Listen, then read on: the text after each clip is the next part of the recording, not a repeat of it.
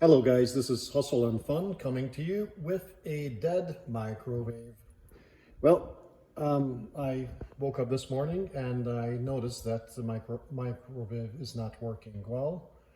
Actually, it's not working at all. No lights, no display, no lights inside the microwave. It's a GE. I don't even know what kind it is. Well, you can see what kind it is right here. So it's a simple microwave, nothing special about it, but let's see if we can fix it. I have an idea what it may be. So I'm going to take it out from where it is. I have a feeling that it might be a fuse that's inside. I've done this before on this microwave. It's basically a 20 amp fuse. Looks like one of those old automotive fuses. That's kind of a long and a kind of a round type, cylindrical. So I already picked one up, and I'm going to take the microwave out, take it apart, show you how that's done, and then we'll go from there. One to keep in mind is that you want to unplug the microwave for a while, so there's no electrical buildup in any of the components. If you want to leave it overnight, so it's discharged, but we're not going to get into those parts anyways. Just as a warning, you know, do this at your own discretion, and just be careful. Just use a little bit of common sense. So I'm about to take the microwave out. We're going to remove a couple of things so we can get to it. And this is pretty easily taken out.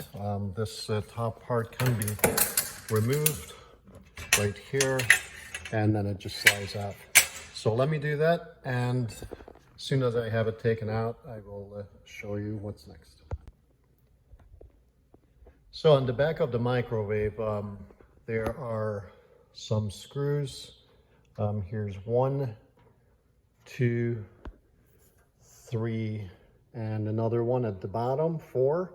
So if you remove those, you should be able to take the cover off. It's kind of a funky star screw. So if you don't have one of those, you are able to use probably pair of wise grips or pliers. You just grab it at the edge and you loosen it. You know, I'm trying to help you guys give ideas how to do this without much of any special tools or much money out of your pocket. These are the fuses that I'm thinking that we're going to replace today. They're from AutoZone. They were about $5 or so, or $6 for 4 fuses, so it's not too bad. You can put them away in case you need them next time. They are the old automotive fuses that cars used to use back in the 80s, 70s, and so forth. They use different ones now, but these are the ones that you would have used in cars those days. So you should be able to use this for this as well. And make sure that you get the right amperage to replace it with the same, so you don't have any issues. So I'm about to take these screws loose and then take the cover off. So as you see, the screws are out, the cover is off, and now you can see the parts of the microwave exposed. And if you go to this part right here, that's where that fuse is. So you can just pop it out with your fingers, or you can use a screwdriver underneath. As I said, make sure that you check what's the amperage. On the end, it should say it. And then replace it with the like fuse. Grab your fuse and you would put it in the same way. You just push it in, pop it in. And if that was the cause of it, when you plug it in, it should work. So let me see if I can plug it in and test it, and then put the cover on afterwards, and we should be able to put it back in its spot. So I put the fuse in, I plugged it in, and as you can see, the lights are on. I haven't set the clock yet, but if I try the microwave, I just add 30 seconds, it does work. So I just turned it off. I don't want to run it without anything in it. It's probably not a good idea, but anyhow, I just want to show you that it does work. You just need to set the time, put it back in its place, and it was simple as that. It's a lot cheaper than replacing your microwave. It was literally $5–6 fix, but if you look at the fuses, how much it costs, you actually get 4 or 5 of them in there. So it literally was about $1 or so, or less for the fuse. So I just wanted to give you this hint, and I wish you the best luck with this. Make sure you put your cover on, put the screws back on, and you're ready to have it in place.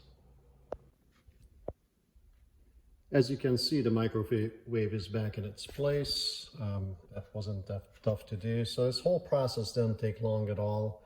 I guess you could say that I knew what was going on with it, so that helped. It happened before that it blew a fuse. But you know, this is one of the simplest parts to diagnose, since it had no lights when you opened up the microwave. As you can see when I do that now, it does have lights. It also has the display working, and I just want to show you how to set the clock. So basically you just push set clock, you enter the time, let's see, it's 10:36, then you set clock, and there you go, it's already set. And some of them it will ask you if it's AM or FM. It may have some other settings, but it's pretty easy to do. The major part was getting this diagnosed and also put the fuse in it, so I'm glad that worked out.